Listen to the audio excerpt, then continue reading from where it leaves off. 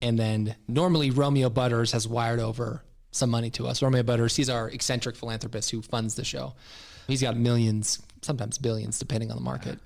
Right now he was big into oil, so he's feeling bad. He's feeling, yeah, he needs a good idea. Yeah. So he's wired me and Andre both $500K. So we've got $1 million total that we are going to invest in one or many of these ideas that Bert has brought.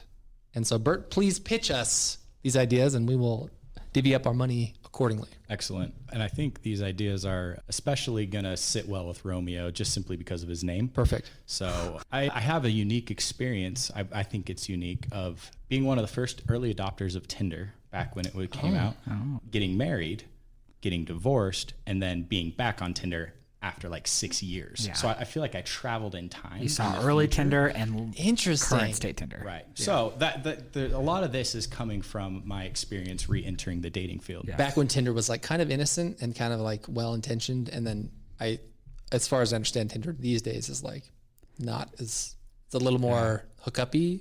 Yeah, it's a cesspool of pain and sadness for sure. Yeah. And I will say, have we ever had a single guest on the podcast? Like, a person. Somebody that isn't in a committed relationship?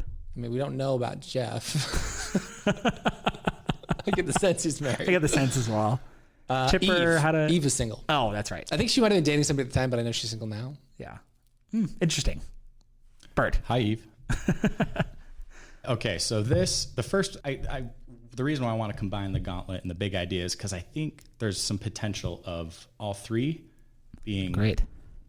Love it. Right. Oh, ripe for a gauntlet. But they also can be separate, in my opinion. Got it. Okay, so the first one, I'm going to call it pair. All right.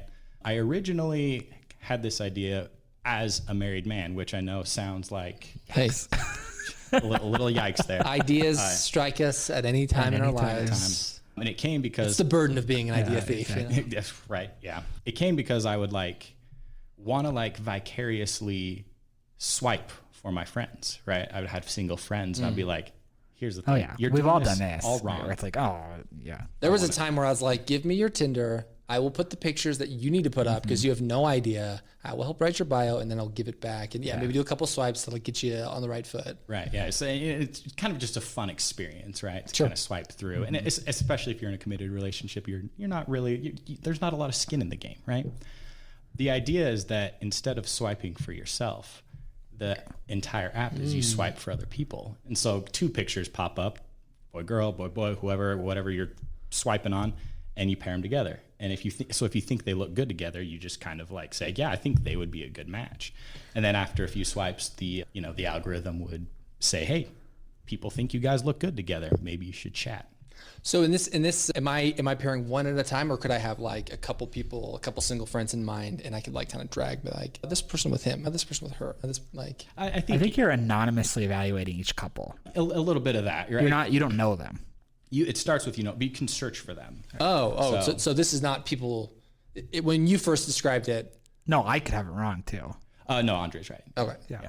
So I was thinking you. It's like you are swiping on behalf of your specifically your friends. But right. It sounds like just strangers. I think these people will go together. Is that what you're saying? Correct. There is actually something out there. It's called, I can't even remember. It is more of you create profiles for your friends and stuff. I see a few barriers to entry there. Yeah. But if you just were getting on, you wanted to pair people together. And so you can create your own profile. That's the idea is generally, and I think the appeal is that one of the problems with dating apps is who's left out of the market. People in committed relationships. True. Right? It's not fair for us. It's not fair. All we have is our companions and happiness. You don't get the joy of it. So that's idea number one. We're gonna circle back and give our kind of thoughts. Yeah. Idea number two. Okay, so idea number two, I call it real, because here's the thing: some people on dating apps, they need to get real, right? They are get real. I want to actually bring that term back. Get real. Yeah. Right. Get real. That does seem like an Andre term. Right. I would love it if you steal that idea. Definitely stealing that idea. Anyway, real. So some people they're a little high on themselves, right? They think a little bit too much about their level of attractiveness or whatever it is, and so they only swipe on, 10s or 9s or whatever, and you're like, okay, you're like a solid 6 at best, pal. Like maybe you need to get real.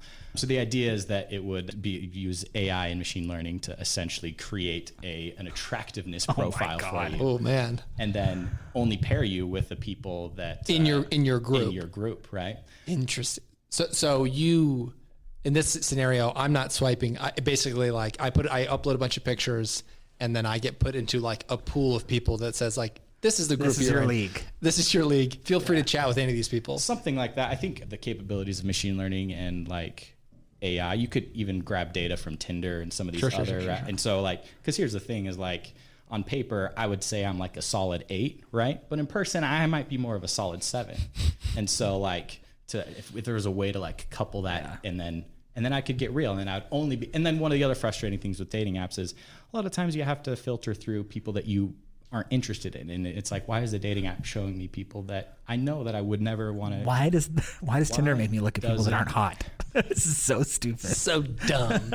Or people who drive trucks or something like that. Like I just know I'm not going to want to date anybody like that. I just want to eliminate them from the pool. Yeah. Okay. Get real. Simple, and I think you could even get it to the point where it would do all the swiping for you. You wouldn't even need to do it. It would just know. Just know. Sure. Okay, idea number 3. This is, I think, maybe the culmination. The culmination. Thank you. Okay, so one of the barriers to entry in dating apps is getting from match to actual date. Right? You can match with a lot of people, but then you got to think of something to say to them. Then you got to maintain a conversation, keep it interesting. You got to get that conversation offline. Then correct? you got to get it, and, actually meet up. Exactly. So the idea is that you could create I'm imagining something similar like when you send someone a contact, like here's my contact info, but instead of contact info, it would be a date where it would include a time, a location. It would include your contact information. It would request their contact information. If they accepted it, then they would give you the contact information, and they would basically be agreeing to go out with you at this point, at this time. So it's almost like, what's that app where you can reserve, like you can reserve a table? Open Table. Yeah. So it'd be like Open Table, but exclusively for like, not just restaurants, could be lots of things. Right. And so I would basically ping and say like, here's my reservation date. It's got all my information. And if you also ping this Open Table, we like that the date is in motion. Yeah. And it would probably be an actual integration with Open Table and or something like that. Something like that. A booking engine, whatever. The part where this gets good, in my opinion, isn't this. It would be, so one of the troubles with it is when someone asks you on a date, like, who's asking me on this date? I don't know this person. What if they're built into this request was also some kind of like Yelp review on the individual that was requesting a date? So like a date Yelp, like date Yelp. I've been on dates with Bert.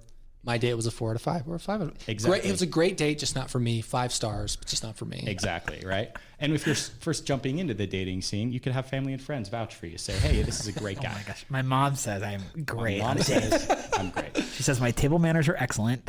Well, I do think that as long as you can make that clear of just like, don't just, if this person's not for you, don't just dump on them, but like the actual dating experience, like how was that? Right.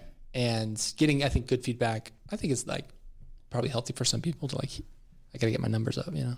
And that's where I think in my experience, a lot of women they just are like so sketched out by dudes. Like they're so sketched out. Rightfully so. There's a lot of really horrible dudes out there. There's a lot of creeps, right? And I think what could this also be is if you're a girl and you get some unsolicited content that you don't necessarily care to be, maybe a picture of something. Who knows why? Right? Who knows what it would be? It's a 1-star. You now have a place to report it, right? Yeah. And then other girls are going to see that. You can't take that off. That's going to be on your permanent record, so to speak. You know. Does this one have a name?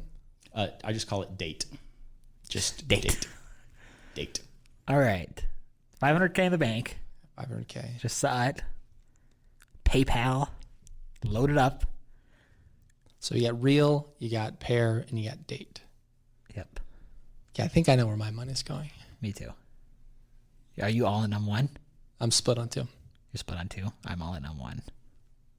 Well, I think I went first last time, so I think it's fine. I'm 500K and on pair. Here's why. 1, I'm pretty into the idea of matching my friends together, and here's what I picture the experience to be.